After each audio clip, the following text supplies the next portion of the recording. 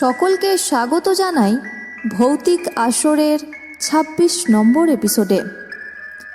আমি দীপান্বিতা, আপনাদের সাথে সাউন্ড ও গ্রাফিক্সে রয়েছে রনি। আজকে থাকছে একটি বিশেষ গল্প। বেশি দেরি না করে শুরু করে দিচ্ছি আজকের আসল গল্পটা। মঙ্গল ও শনিবার মানেই ভৌতিক পরিবেশের ঘন ঘটা। আজকের গল্পের নাম অভিশপ্ত গ্রাম অবন্তী। বর্ষার পরের সেই রাতটা আজও কেউ ভুলতে পারেনি।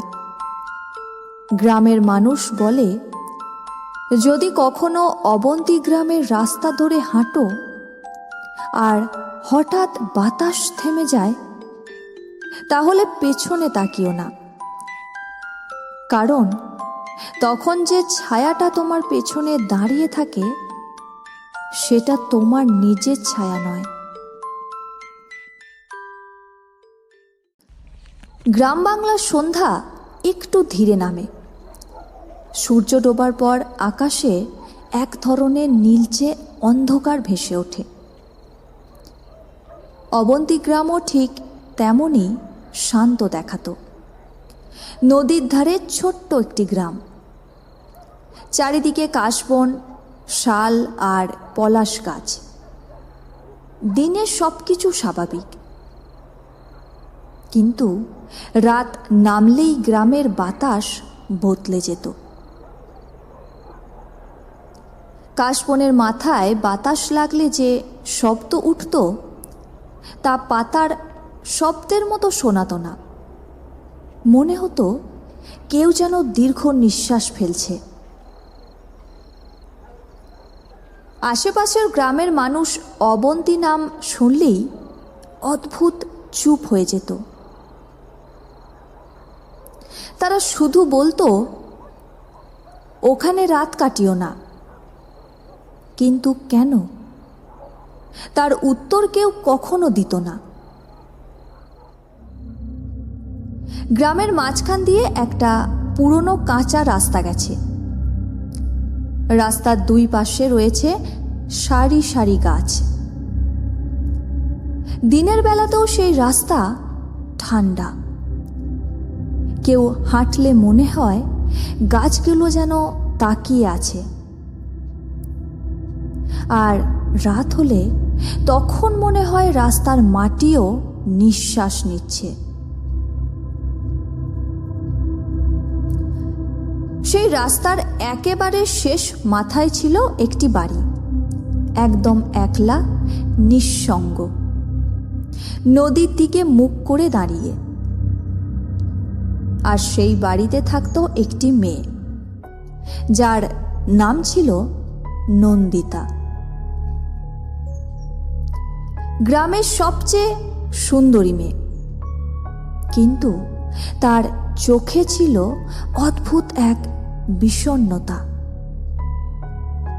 মনে হতো সে যেন সব সময় কারুর অপেক্ষা করছে। নন্দিতার মা ছোটবেলায় মারা গেছে। তার বাবা হরিদাস ছিলেন খুব সাধারণ মানুষ, কিন্তু মেয়েটা বড় হওয়ার সঙ্গে সঙ্গে অদ্ভুতভাবে বদলে যেতে লাগলো। নন্দিতা রাতে ঘুমের মধ্যেও কথা বলতো, আবার কখনো হাসতো, কখনো কাঁদতো, আবার কখনো ফিসফিস করে ঘুমের ঘোরে বলতো, আমি যেতে পারছি না, ওরা আমাকে যেতে দেবে না। হরিদাস একদিন ভয়ে জিজ্ঞেস করেছিল, কারা? নন্দিতা তখন ঘুমের মধ্যেই বলেছিল, ওই যে ওরা, নদীর ওপারের লোক। তারপর আবার নন্দিতা চুপ। গ্রামের বয়স্করা একটা কথা প্রায় বলতো, নন্দিতার জন্ম হয়েছিল ভরা অমাবস্যার রাতে। সেই রাতে নদীতে অস্বাভাবিক জোয়ার এসেছিল। গ্রামের কুকুরগুলো সারা রাত কেঁদেছিল। শিয়াল এসে উঠোনে দাঁড়িয়ে ডাক দিয়েছিল। তখন গ্রামের এক বৃদ্ধ বলেছিল, এই মেয়ের ভাগ্যে নাকি শান্তি নেই। সবচেয়ে ভয়ঙ্কর ঘটনাটা ঘটল এক বর্ষার রাতে। সেই রাতে হরিদাস হঠাৎ জ্বরে পড়ে, ঠিক তারপরই জ্ঞান হারায়। নন্দিতা সাহায্য চাইতে বের হলো। হাতে কুপির আলো, চারিদিকে কাদা। গ্রাম পেরিয়ে যখন সে রাস্তার মাঝখানে পৌঁছালো, হঠাৎ বাতাস থেমে গেল। কুপির আগুন স্থির হয়ে রইল। ঠিক তার কিছুক্ষণ পর পেছনে কারুর হাঁটার শব্দ। নন্দিতা পেছনে তাকালো, কিন্তু কেউ নেই। তারপর কানে এলো ফিসফিস করে একটা নাম, নন্দিতা। মেয়েটা ভয়ে জমে গেল। তার কারণ, এই ডাকটা মানুষের কণ্ঠর মতো শোনালেও তার ভেতরে ছিল আরো অনেকগুলো কণ্ঠ।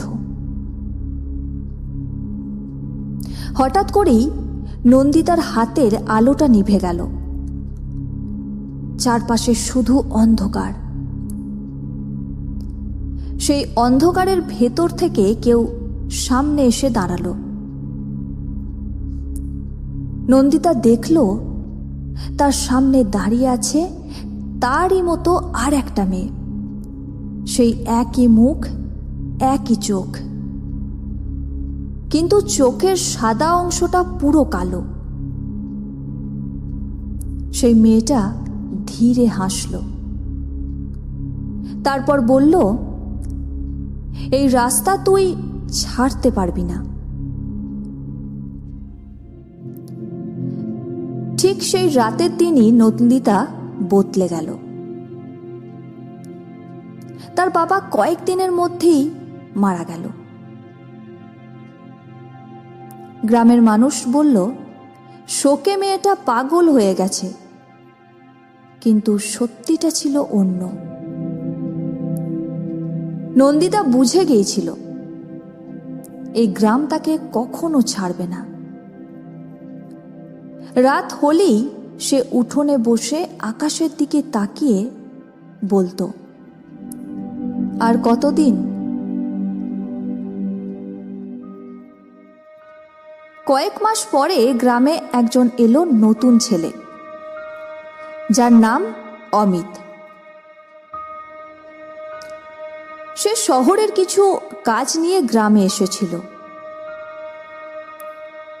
সেই ছেলে ভূতের গল্পে তার কোনো বিশ্বাস নেই। নন্দিতার কথা শুনে সে হেসেছিল।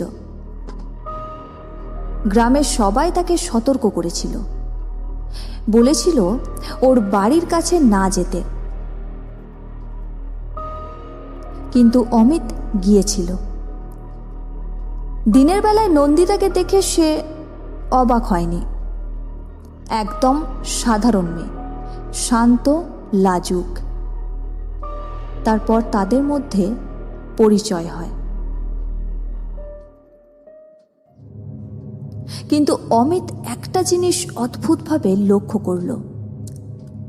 সূর্য ডোবার পর নন্দিতার চোখ বদলে যায়, মনে হয় গভীর জলাশয়ের মতো। অমিত একদিন জিজ্ঞাসা করেছিল, তুমি রাতে এত চুপ হয়ে যাও কেন? নন্দিতা অনেকক্ষণ চুপ করে রইল। তারপর সে বলল, রাতে যারা কথা বলে তারা মানুষ না। নন্দিতার এই কথা শুনে অমিত হেসে উড়িয়ে দিল।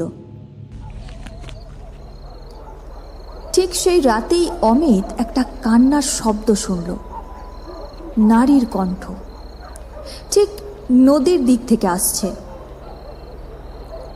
সে ঘর থেকে ছুটে বেরিয়ে গেল।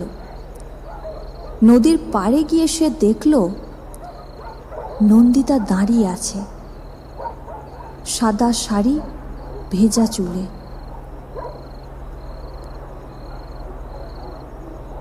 নন্দিতাকে এরকমভাবে দেখে অমিত ডাক দিল, কিন্তু নন্দিতা আর ফিরল না। হঠাৎ করেই নদীর জলে নড়াচড়া শুরু হলো। একটার পর একটা ছায়া উঠছে, সব মেয়েদের ছায়া, আর সবার মুখ নন্দিতার মতো। অমিতের গলা শুকিয়ে গেল। নন্দিতা ধীরে ঘুরল। তার চোখে ছিল জল আর ঠোঁটে অদ্ভুত হাসি। নন্দিতা বলল, আমি একা না। তারপর নদীর দিকে তাকিয়ে বলল, এই গ্রামে কেউ একা থাকে না। পরের দিন সকালে অমিতকে আর খুঁজে পাওয়া যায়নি। তারপর থেকে কেউ নন্দিতাকে দিনের আলোয় দেখেনি, দেখেছে শুধু রাতে, কাশবনের ধারে, নদীর পাড়ে। সাদা একটা ছায়া হাঁটতে দেখা যায়। গ্রামের মানুষ বলে নন্দিতা আর মানুষ নেই, সে এখন গ্রাম। যে একবার অবন্তী গ্রামে ঢোকে সে আর বেরোতে পারে না।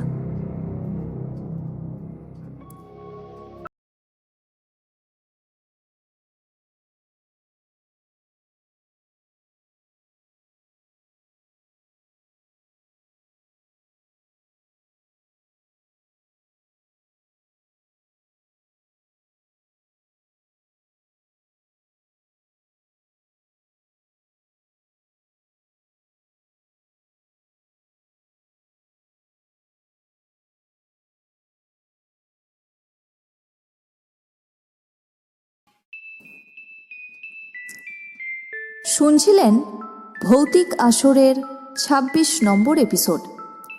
মঙ্গল ও শনিবার মানেই ভৌতিক পরিবেশের ঘন ঘটা। আপনার যদি এরকম কোনো অভিজ্ঞতা থেকে থাকে তাহলে আমাদের জানাতে পারেন 8250163315 এই হোয়াটসঅ্যাপ নাম্বারে। আর গল্প ভালো লাগলে অবশ্যই লাইক ও একটি কমেন্ট করে জানিয়ে দিন কেমন লাগলো। আর সাবস্ক্রাইব করতে ভুলবেন না, আপনাদের সাপোর্ট একান্ত কাম্য।